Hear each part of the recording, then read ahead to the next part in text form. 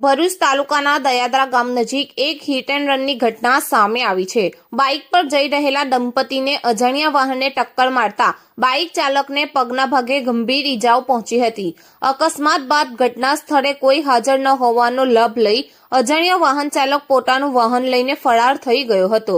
ઘટનાની જાણ થતાં દયાદરા ગામના લોકો તાત્કાલિક ઘટના સ્થળે પહોંચ્યા હતા। ઘટનાની ગંભીરતાને જોઈ તેમણે તરત જ 108 એમ્બ્યુલન્સને ફોન કર્યો હતો।